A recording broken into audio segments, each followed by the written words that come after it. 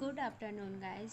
सो अभी बज रहे हैं 3 और मैंने 3 से 10:30 तक का टाइम टेबल सेट किया है पढ़ाई का।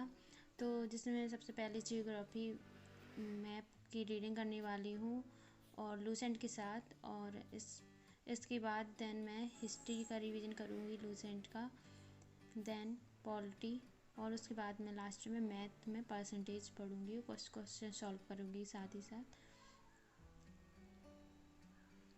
चलो, तो सबसे पहले एशिया महाद्वीप में एशिया के कुछ जो फैक्ट थे मैं उसको कवर करूँगी मैप के साथ।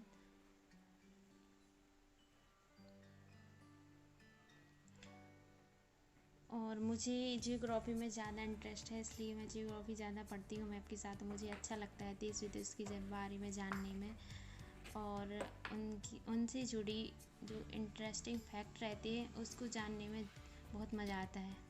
एक बार नोटिस किया आपने, मैं जब भी पढ़ती हूँ अपना पैर हिलाती हूँ, पता नहीं क्यों हिलाती हूँ, बट ऐसी हैबिट है मेरी। तो आप कमेंट में बताइए कि आप भी ऐसा करते हैं मेरी तरह। मेरी ये आदत बहुत बुरी है। मैं काफ़ी टाइम से सोच रही थी कि इसको हटा लूँ, बट हट नहीं पाती है। बार बार फिर से पैर हिलाने लगती हूँ।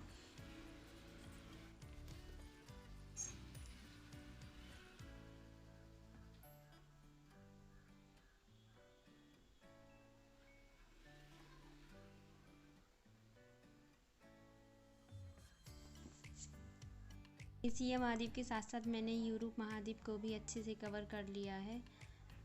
देन अब 4:10 हो गए हैं, तो मुझे लगी है बहुत भूख।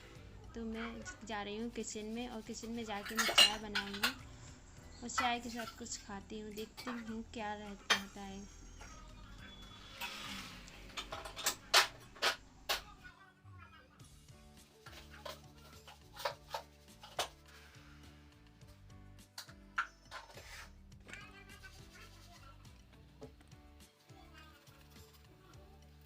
और भाई, चाय में जब तक अदरक ना हो तो चाय जैसी नहीं लगती, फीकी लगती है। और अभी जिस तरह ठंड हो रही है तो अदरक तो बहुत ज़रूरी है। अदरक से चाय में जान आती है, लगती है कि चाय पी रहे हैं।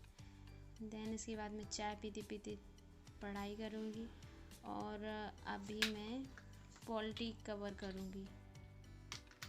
सॉरी, गलती से पॉलिटी बोल दिया था। इसके बाद मैं हिस्ट्री करूँगी, और हिस्ट्री में आधुनिक हिस्ट्री पढ़ूँगी।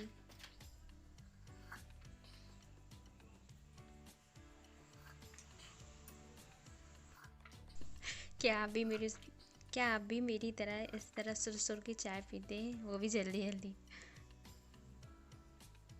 मेरी बहुत सी ऐसी उल्टी सीधी आदतें हैं।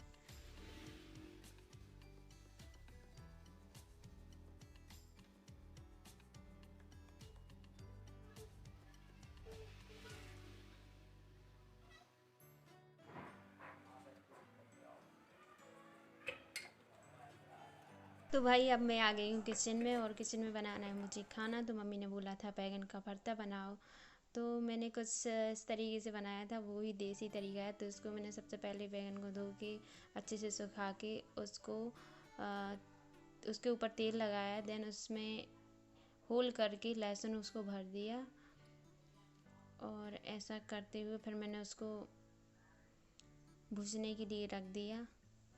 और बैगन के साथ साथ में टमाटर भी मिक्स करूँगी, कि टमाटर का भी भरता बनाएंगे दोनों मिक्स करके। तो टमाटर को भी भूनने के लिए गैस पे चढ़ा दिया, और जब भुज गए हैं अच्छी तरह से तो मैंने कि अब छिलके निकाल लूँगी।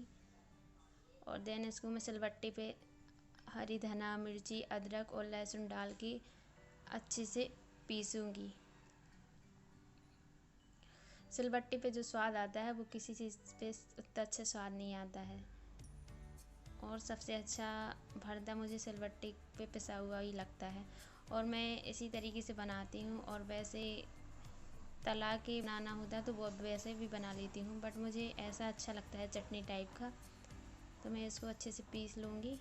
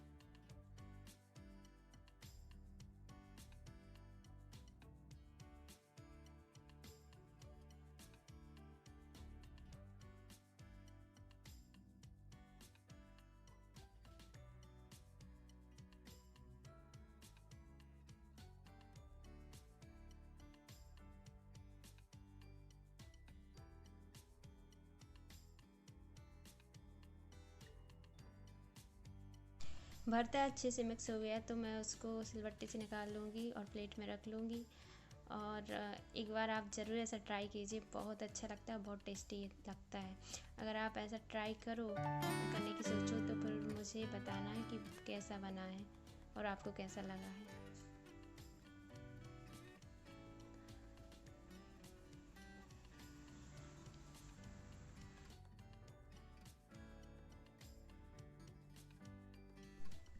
अब मैं पिसा हुआ पेस्ट अच्छे से इसमें मिला दूँगी और हमारा भरता तैयार है।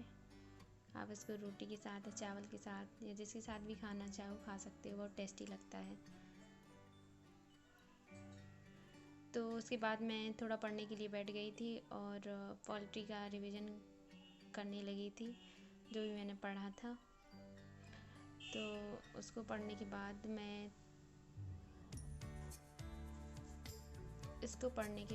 रोटी बनाऊंगी कि मैं रोटी बनाना भूल गई थी, भरता बना के ही आ गई थी पढ़ने के लिए।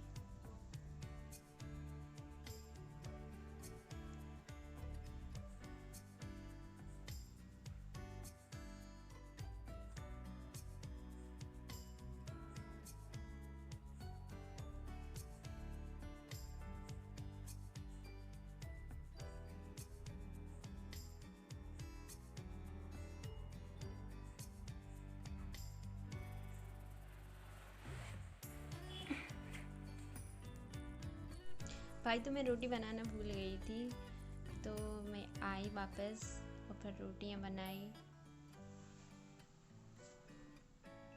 बात बोलना चाहती हूँ आप लोगों से कि क्या आप भी घर का काम करते हुए पढ़ाई करते हो? अगर आप भी मेरी तरह घर का काम करते करते पढ़ाई करते हो तो आप मुझे कमेंट में बताइए। और आप बताइए कि घर का काम आपकी पढ़ाई में आड़े आता है, यानी आपको कोई परेशानी होती है। मुझे तो नहीं होती है, क्योंकि मुझे अब बनाने में कोई दिक्कत नहीं रहती है और थोड़ी बहुत हेल्प तो करनी चाहिए घर वालों की, तो मैं खाना बना लेती हूँ। और छोटा मोटा काम और भी है रहते हैं घर के, वो भी कर लेती हूँ। तो मुझे अच्छा लगता है, खाना भी बना लेती हूँ, पढ़ भी लेती हूँ और मम्मी की हेल्प भी कर लेती हूँ। मम्मी को ज़्यादा परेशान नहीं होना पड़ता है जिसकी वजह से।